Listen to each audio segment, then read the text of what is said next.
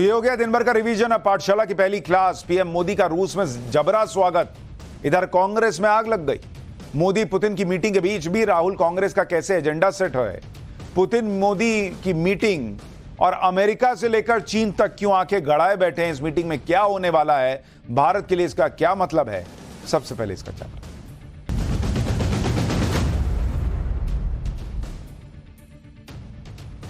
इस समय दुनिया के जो हालात हैं उनमें ग्लोबल पॉलिटिक्स फिर से बदल रही है, क्योंकि अमेरिका में अनिश्चितता है कि वहां बाइडेन ही राष्ट्रपति बने रहेंगे या ट्रंप लौटेंगे।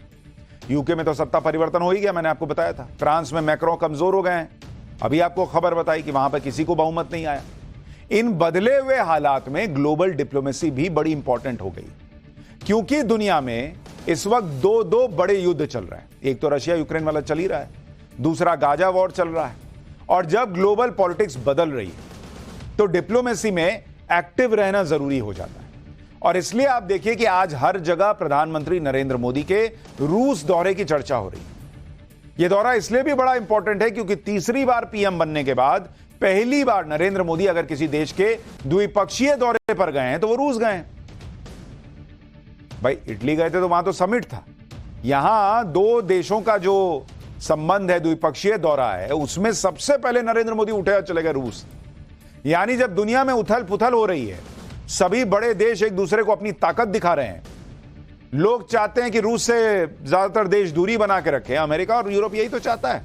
उस वक्त में भारत चुपचाप नहीं बैठा। नरेंद्र मोदी सीधा गए दोस्त के पास, पुतिन के पास, और उसे भी अपनी डिप्लोमेटिक पावर और पोजीशन दुनिया के सामने रखनी है भारत को। यही काम नरेंद्र मोदी रूस जाकर कर रहे हैं। लेकिन इतने सेंसिटिव मुद्दे पर भी भारत का विपक्ष राजनीति करने का मौका ढूंढ रहा है। जिन्हें ग्लोबल डिप्लोमेसी और देश की राजनीति में फर्क नहीं पता, ऐसे लोगों को प्रधानमंत्री नरेंद्र मोदी के रूस जाने से भी दिक्कत हो गई भाई। खास तौर पर कांग्रेस, भाई इनको तो हर मुद्दे पे आजकल ये साबित करने में ये जुटे रहते हैं कि जो काम नरेंद्र मोदी को करना चाहिए वो राहुल गांधी कर रहे हैं। इसलिए नरेंद्र मोदी के रूस दौरे पर जाते ही कांग्रेस ने यह कहना शुरू कर दिया कि राहुल गांधी मणिपुर जा रहे हैं, असम जा रहे हैं, हाथरस जा रहे हैं, लेकिन पीएम मोदी इन जगहों पर जाने के बजाय रूस जा रहे हैं। अरे भाई पीएम मोदी दिन भर देश चला रहे हैं, राहुल गांधी चला रहे हैं क्या? विपक्ष के नेता हैं, सरकार में तो है नहीं, ज्यादातर टाइम खाली है, तो इधर से उधर जहां उनको जाना चाहिए अपनी पॉलिटिक्स के लिए जा रहे हैं। बंगाल तो नहीं जा रहे, तमिलनाडु तो नहीं जा रहे। और नरेंद्र मोदी क्या रूस ऐसे सुबह उठे और बोले कि पुतिन मैं आ रहा हूं? लंबा टाइम लगता है, पहले से बातचीत होती है, दौरा तय होता है, कुछ भी कांग्रेस पार्टी बोलती है। देश के प्रधानमंत्री नरेंद्र मोदी सरकारी यात्रा पर रूस गए। रूस के साथ भारत के संबंध दशकों पुराने हैं। रूस भारत का सबसे अहम साझेदार भी है। इतने करीबी सहयोगी देश की यात्रा पर पीएम मोदी गए हैं, और यहां भारत में सिर्फ राहुल गांधी की इमेज बिल्डिंग के लिए कांग्रेस पीएम मोदी की रूस यात्रा का इस्तेमाल कर रही। कांग्रेस की राजनीति का आप लेवल देखिए, स्तर देखिए। कांग्रेस नेता श्रीनिवास बीवी ने सोशल मीडिया पर एक तस्वीर शेयर की, जिसमें पीएम मोदी को प्लेन में चढ़ते दिखाया और राहुल गांधी को मणिपुर में पीड़ितों से मिलते दिखाया। इस तस्वीर में राहुल गांधी को शैडो पीएम बता दिया। इसमें लिखा था कि आज से प्रधानमंत्री रूस दौरे पर है और राहुल गांधी असम और मणिपुर के दौरे पर। आप खुद सोचिए, कोई सेंस बनता है इस बात का? पीएम मोदी के रूस जाने और राहुल गांधी के मणिपुर जाने की कोई तुलना बनती है? और राहुल गांधी को इतनी मणिपुर की चिंता थी तो पिछले बार जब गए तो उसके बाद से अब जाके जा रहे हैं। लेकिन कांग्रेस इसी में खुश है। कांग्रेस ने सोशल मीडिया पर एक और पोस्ट शेयर किया। इसमें लिखा कि PM Modi no accountability. PM Modi Manipur नहीं गए, असम, कर्नाटक, गुजरात, हिमाचल प्रदेश और उत्तराखंड में बाढ़ आने पर नहीं गए। मतलब कुछ भी शेयर कर दो। क्यों, जब यूपीए की सरकार थी तो क्या मनमोहन सिंह जो है वो नाव में बैठ के दौरा करते थे क्या हर जगह? कांग्रेस नेता जयराम रमेश ने राहुल गांधी के मणिपुर जाने को बहुत बड़ी उपलब्धि मान लिया। जयराम रमेश गिनाने लगे कि राहुल गांधी इतनी बार मणिपुर गए लेकिन पीएम मोदी एक बार भी नहीं गए। जरा जयराम रमेश को सुनिए, लॉजिक सुनिए उनका, फिर आपको इंडी गठबंधन के एक और धुरंधर बयानबाज नेता के बारे में बताता हूं। नॉन बायोलॉजिकल प्रधानमंत्री मॉस्को जा रहे हैं। राहुल जी नेता प्रतिपक्ष लोकसभा में हैं, वो मणिपुर गए हैं। ये तीसरा दौरा है उनका मणिपुर में, 3 बार जा चुके हैं, ये तीसरी बारी है। और ये दिखा था, और ये पिछले 17 महीने में प्रधानमंत्री ने मणिपुर के बारे में कुछ कहा ही नहीं। मणिपुर के मुख्यमंत्री से नहीं मिला है, मणिपुर के राजनीतिक पार्टियों से नहीं मिले हैं, सांसदों से नहीं मिले हैं, विधायकों से नहीं मिली हैं, और मणिपुर तो गए ही नहीं, कुछ 4-5 घंटे के लिए भी नहीं गए हैं। जयराम रमेश को शायद पता नहीं, लेकिन प्रधानमंत्री नरेंद्र मोदी ने इससे पिछले वाले कार्यकाल में भी मणिपुर पे बयान रखा था और अभी राज्यसभा में भी मणिपुर पर बोले थे। लेकिन अंदर रहिएगा तब ना सुनाई देगा बॉस, सुनाई सब देता है इन लोग को, लेकिन पब्लिक ना सुने ये चाहते हैं। और गृह मंत्री लगातार, अमित शाह जो है वो वहां के हालात पर चर्चा कर रहे हैं, मीटिंग कर रहे हैं, मुख्यमंत्री से बात हुई है, खुद गृह मंत्री वहां जाके कई बार रहे हैं मणिपुर में। इससे पहले मैंने आपको पाठशाला में बताया था, जब हिंसा हुई थी या कभी घटना हुई, क्या कांग्रेस के प्रधानमंत्री जाते थे क्या? कांग्रेस को लग रहा है कि राहुल गांधी असम गए, मणिपुर गए तो ठीक, लेकिन पीएम मोदी रूस गए तो जैसे वो अपने निजी दौरे पर गए। यही हाल उद्धव ठाकरे की शिवसेना का भी है। संजय राउत जो अपने अतरंगी बयानों के लिए मशहूर हैं, वो एक नई थ्योरी ले आए भाई। संजय राउत ने कहा कि पीएम मोदी विदेश यात्रा करते रहेंगे और जब वो विदेश में रहेंगे तो भारत में उनकी सरकार गिरी होगी। सुनिए संजय राउत को, फिर बताऊंगा कि पीएम मोदी का रूस दौरा कितना इंपॉर्टेंट है। इतने इंपॉर्टेंट दौरे पर विपक्ष कितनी हल्की पॉलिटिक्स कर रहा है, पहले वो देखिए, फिर इस दौरे का महत्व समझाता हूं। मॉस्को जाएंगे, मॉस्को के बाद यूक्रेन जाएंगे, दोनों का वार रुकवा दिया है ना, पापा ने वार रुकवा दिया है, तो दोनों देश में जाएंगे मोदी जी। मोदी जी तो अभी जितने दिन बचे हैं विदेश यात्रा करते रहेंगे, और जब विदेश रहेंगे तो यहाँ सरकार उनकी गिरी होगी तो विदेश में ही रहेंगे शायद। ये मोदी जी की वजह से ना, इंदिरा गांधी के ज़माने से रशिया और हिंदुस्तान का संबंध बना है, वो मोदी जी की वजह से नहीं है, पंडित नेहरू जी और इंदिरा जी की पॉलिसी की वजह से है। ये शिवसेना के नेता बोल रहे हैं, सब अपने हिसाब से। भारत में विपक्ष की राजनीति का हाल भी गजब है। लोकसभा चुनाव में हार के बाद भी इंडी गठबंधन जश्न मना रहा है। कांग्रेस को ऐसा लग रहा है जैसे राहुल गांधी पीएम बन गए, देश को राहुल गांधी चला रहे हैं। यह हाल तब है जब लगातार तीसरे लोकसभा चुनाव में राहुल गांधी फेल हुए हैं। एक इकोसिस्टम है जो राहुल गांधी को पंप किए जा रहा है कि अरे बॉस आप ही जीते, सर सर सर। दूसरी तरफ पीएम मोदी हैं जो अपना काम करने में व्यस्त है, ना कोई हल्ला, ना कोई नैरेटिव बिल्डिंग। तीसरे टर्म के दूसरे विदेश दौरे पर पीएम मोदी आज रूस पहुंच गए। पीएम मोदी का स्वागत रूस के डिप्टी पीएम डेनिस मंटुरोव ने किया। रूस में 2 डिप्टी पीएम हैं और जब चीन के राष्ट्रपति जिनपिंग रूस गए थे तो जिनपिंग को भी डिप्टी पीएम ने ही रिसीव किया था। फर्क यह है कि डेनिस मंटुरोव जिनपिंग को रिसीव करने वाले डिप्टी पीएम से सीनियर हैं। एयरपोर्ट पर पीएम मोदी का शानदार स्वागत हुआ। पीएम मोदी को गार्ड ऑफ ऑनर दिया गया। उसके बाद पीएम मोदी एयरपोर्ट से होटल के लिए निकल गए, जहां बड़ी संख्या में इंडियन कम्युनिटी के लोग उनको देखने के लिए जमा हुए थे। पीएम मोदी ने होटल में भारतीय समुदाय के लोगों से बात भी की। बच्चे भी उत्साह में पीएम मोदी को देखने के लिए आए हुए थे। पीएम मोदी ने बच्चों से भी बात की। सुनिए पीएम मोदी से मिलने के बाद लोगों ने क्या कहा है, फिर आपको बताऊंगा कि इस दौरे का महत्व क्या है और इसके मायने क्या है। हमें बहुत खुशी हुई, आज हम प्रधानमंत्री से हम मिले और हमें बहुत खुशी हुई। Very grateful that I got the opportunity to meet our prime minister of India, और वो आज मॉस्को आए थे। आज हमारे माननीय प्रधानमंत्री जी मॉस्को रूस की 2 दिवसीय यात्रा में आए हैं। हमें बेहद खुशी हुई, अभी अभी उनसे मुलाकात हमारी हुई। बहुत अच्छा एक्सपीरियंस था मोदी जी से मिलके। मैंने उनको पहली बार जिंदगी में देखा, उनसे एक बार हैंडशेक किया, बहुत अच्छा लगा उनको देख के और हम सब बहुत खुश हुए। जो विश्व के एक नेता होने जा रहे हैं बहुत बड़े, उनसे मिलकर के बहुत अच्छा लगा, और ये हमारी रूस और भारत की जो मित्रता है वो और सुदृढ़ हो और अच्छी हो। भारत माता की जय, वंदे मातरम, वंदे मातरम, वंदे मातरम। पीएम मोदी इस विदेश यात्रा में रूस के अलावा ऑस्ट्रिया भी जाने वाले हैं। अब आप देखिए पीएम मोदी का शेड्यूल क्या है भाई। 8 और 9 जुलाई को पीएम मोदी रूस में रहने वाले हैं। इसके बाद 9 और 10 जुलाई को पीएम मोदी ऑस्ट्रिया में होंगे। 1983 के बाद ऑस्ट्रिया जाने वाले वो पहले प्रधानमंत्री हैं। यानी पीएम मोदी रूस के साथ भारत के संबंधों को मजबूत तो कर ही रहे हैं, वहीं 40 साल में ऑस्ट्रिया जाने वाले पहले प्रधानमंत्री भी बन गए। रूस पीएम मोदी की यात्रा को कितना महत्व दे रहा है वो इस तस्वीर से आपको दिख जाएगा कि ये यूरोप का सबसे लंबा फ्री स्टैंडिंग टावर है। इस पर भारत का तिरंगा चमक रहा है। आप देखिए वहां भारत का तिरंगा चमक रहा है। पीएम मोदी के रूस दौरे पर निकलते ही कांग्रेस ने एंटी मोदी बटन एक्टिवेट कर दिया कि दबाओ, और हमेशा की तरह बिना लॉजिक वाले सवाल उठाकर फेक नैरेटिव सेट करने की कोशिश की। कांग्रेस नेता जयराम रमेश ने लिखा कि पीएम मोदी के कार्यकाल में रूस के साथ पहले की तुलना में भारत का व्यापार घाटा बढ़ गया है। भारत का रूस को एक्सपोर्ट कम हुआ है, रूस से इंपोर्ट बढ़ गया है। रूस की सेना में 50 भारतीय नागरिकों की भर्ती पर भी सवाल उठाते हुए कहा कि क्या पीएम भारतीय नागरिकों की सुरक्षित वापसी सुनिश्चित करेंगे। बॉस, पहले भी प्रधानमंत्री जाते थे, इस तरह से नहीं करता था विपक्ष जैसा अब कांग्रेस पार्टी करने। हर चीज में दिक्कत है इनको, हर चीज। कांग्रेस जो आरोप लगा रही है कि भारत और रूस में एक्सपोर्ट और इंपोर्ट का बैलेंस बिगड़ गया है, व्यापार घाटा बढ़ गया है, उसकी सच्चाई भी सुनिए। भारत और रूस के बीच व्यापार घाटा बढ़ने की वजह रूस का कच्चा तेल है। यूक्रेन युद्ध के बाद कोई देश रूस से तेल नहीं खरीद रहा था। उसी दौरान रूस ने भारत को हेवी डिस्काउंट पर सस्ता कच्चा तेल ऑफर किया। वित्तीय वर्ष 2023 में $31 बिलियन का कच्चा तेल भारत ने खरीदा। जब दुनिया कह रही थी कि मत कीजिए बॉस, नरेंद्र मोदी भारत के फायदे के लिए कच्चा तेल खरीदते रहे और वित्तीय वर्ष 2024 में $46.49 बिलियन का कच्चा तेल खरीदा। यानी 2023 की तुलना में रूस से तेल खरीद में लगभग 50% की बढ़त हो गई, जबकि रूस के साथ व्यापार घाटा पिछले एक साल में 33% ही बढ़ा। तो बहुत ज्यादा उधर से तेल मंगा रहे हैं तो इंपोर्ट ही ना बढ़ेगा भाई।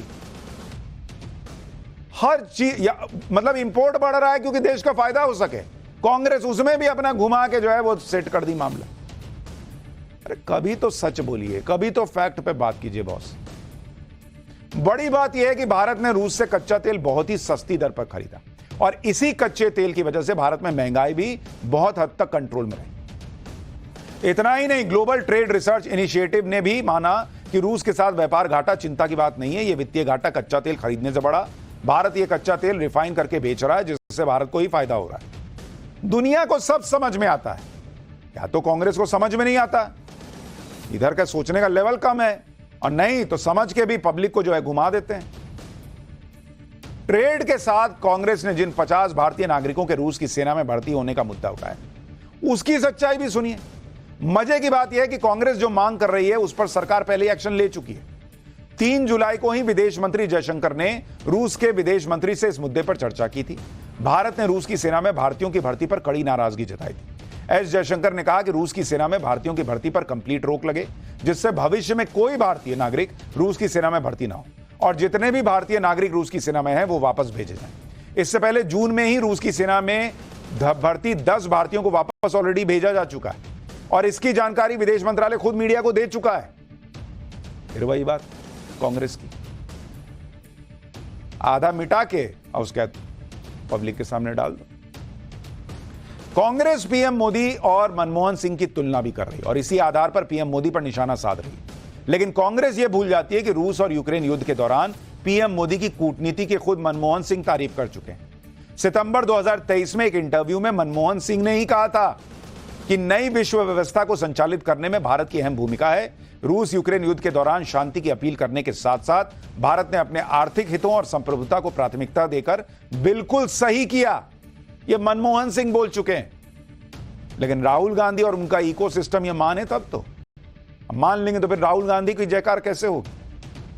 पीएम मोदी के कार्यकाल में रूस के साथ संबंधों की वजह से भारत को क्या फायदे हुए और रूस को क्या फायदा हुआ वो भी सुनिए।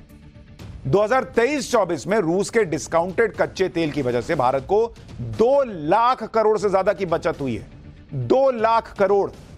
2013 में दोनों देशों के बीच व्यापार $10 बिलियन का था, वो अब करीब $66 बिलियन का हो चुका है। रूस ने हाल ही में फिर से यूएनएससी में भारत को स्थायी सदस्य बनाने की मांग की, सो अलग। भारत को रूस ने S-400 मिसाइल सिस्टम सप्लाई करना शुरू कर दिया, सो अलग। इसी के साथ T-90 tank, Su-30 MKI fighter jet, MiG-29 और कामोव हेलीकॉप्टर दे रहा है, सो अलग। रूस के सहयोग से भारत में ही AK-206 और ब्रह्मोस मिसाइल का प्रोडक्शन हो रहा है, सो अलग। बॉस, कांग्रेस पार्टी को देश एकदम पीछे चला गया है क्या? दिख नहीं रहा देश में क्या हो रहा है क्या? नरेंद्र मोदी के विरोध करो ना भाई, लेकिन उस चक्कर में देश में यह सब हो रहा है और जिस दोस्ती की वजह से हो रहा है उस दोस्त के पास गए हुए और यहां माचिस मार रहे हैं। नरेंद्र मोदी के रूस जाने से कांग्रेस आज जल रही है, फूकी पड़ी है, लेकिन नरेंद्र मोदी की विदेश नीति की पूरी दुनिया तारीफ करती रही। रूस के राष्ट्रपति पुतिन बार बार कह चुके हैं कि प्रधानमंत्री नरेंद्र मोदी एक स्वतंत्र विदेश नीति पर चलते हैं और इसकी तारीफ की जानी चाहिए। जनवरी में अमेरिका के विदेश मंत्री एंथनी ब्लिंकन ने प्रधानमंत्री नरेंद्र मोदी की तारीफ करते हुए कहा था कि उनकी नीतियों से लोगों को फायदा हो रहा है। चीन का मीडिया और वहां के एक्सपर्ट भारत की विदेश नीति की तारीफ करते रहे और कहते रहे कि भारत की डिप्लोमेसी ने गजब का बैलेंस बनाया हुआ है।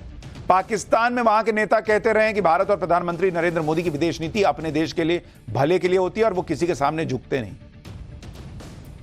बड़े से बड़ा भारत का दुश्मन भी नरेंद्र मोदी की तारीफ कर रहा है कि ये अपने देश के आगे, अपने देश के फायदे के आगे कुछ नहीं देखते। लेकिन कांग्रेस अलग लेवल पे। भारत में हर मुद्दे पर पीएम मोदी की आलोचना करने वाली कांग्रेस और राहुल गांधी भी पीएम मोदी की नीतियों का समर्थन कई बार हालांकि पिछले किए हैं। पिछले साल जून में अमेरिका में राहुल गांधी से पूछा गया था कि रूस यूक्रेन युद्ध पर उनकी क्या नीति होती है। इस पर राहुल गांधी ने कहा था कि रूस और यूक्रेन युद्ध पर हम उसी तरह से रिएक्ट करते हैं जैसा बीजेपी की सरकार ने किया है, क्योंकि रूस के साथ भारत के संबंध ही ऐसे हैं। हमारी नीति उनकी यानी पीएम मोदी की तरह ही होती। मतलब वहां मान रहे हैं लेकिन यहां नहीं बोल सकते घर के अंदर। पीएम मोदी निजी दौरे पर रूस नहीं गए। भारत और रूस के संबंधों को और मजबूती देने के लिए पीएम मोदी रूस गए और विदेश नीति से जुड़े इस मुद्दे पर कांग्रेस राजनीति कर रही है। पीएम मोदी 22वें भारत रूस सालाना शिखर सम्मेलन के लिए रूस गए।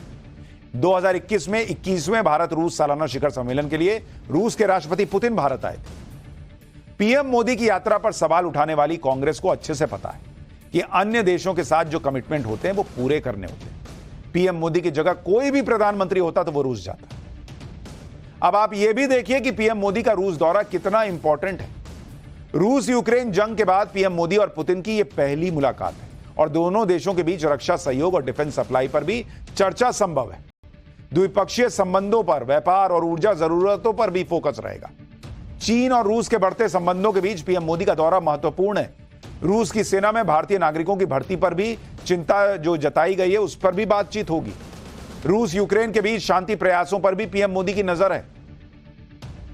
आप यह भी देखिए कि पीएम मोदी के रूस दौरे पर पूरी दुनिया की नजर है।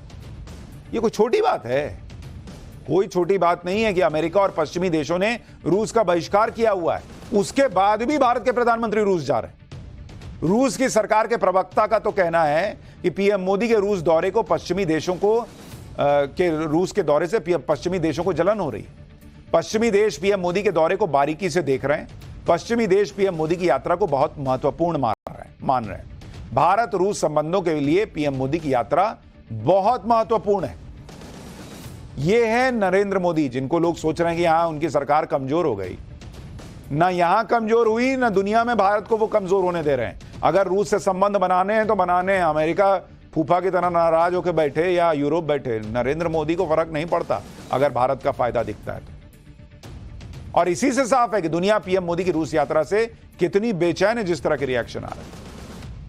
रूस और पुतिन के साथ पीएम मोदी का कनेक्शन 23 साल पुराना है। प्रधानमंत्री बनने के बाद पीएम मोदी रूस गए, लेकिन जब वो गुजरात के मुख्यमंत्री थे तब भी रूस जा चुके हैं। ये तस्वीर 2001 वाली देखिए। तब पीएम अटल बिहारी वाजपेयी थे और भारत रूस शिखर सम्मेलन में शामिल होने के लिए मॉस्को गए थे। उस यात्रा में नरेंद्र मोदी भी साथ में गए थे, जो गुजरात के मुख्यमंत्री थे। अटल जी और पुतिन साथ बैठे हैं और अटल जी के पीछे नरेंद्र मोदी खड़े दिख रहे हैं। इस दौरान नरेंद्र मोदी और पुतिन की मुलाकात भी हुई थी। इसके बारे में पीएम मोदी ने बाद में कहा था कि एक छोटे से राज्य से होने और अंतर्राष्ट्रीय मंच पर नए होने के बावजूद राष्ट्रपति पुतिन उनके साथ सम्मान के साथ पेश आए, जिससे दोनों के बीच एक स्थायी दोस्ती के द्वार खुल गए। यानी यह दौरा नया नहीं है। भारत के संबंध रूस से नए नहीं है, लेकिन नई ग्लोबल पॉलिटिक्स के बीच यह दौरा बड़ा इंपॉर्टेंट है। और जैसे जैसे दौरा आगे बढ़ेगा, वहां जो समझौते होंगे उस पर भी आपको पाठशाला में विस्तार से बताऊंगा। लेकिन फिलहाल पाठशाला में अगली क्लास। ममता बनर्जी को सुप्रीम कोर्ट से बड़ा झटका लगा, लेकिन सारे मोदी विरोधी कैसे एक्सपोज हो गए? चीन ने मोदी राज में भारत की जमीन कब्जाई, इस नए दावे का सच क्या है? अब इसका चर्चा।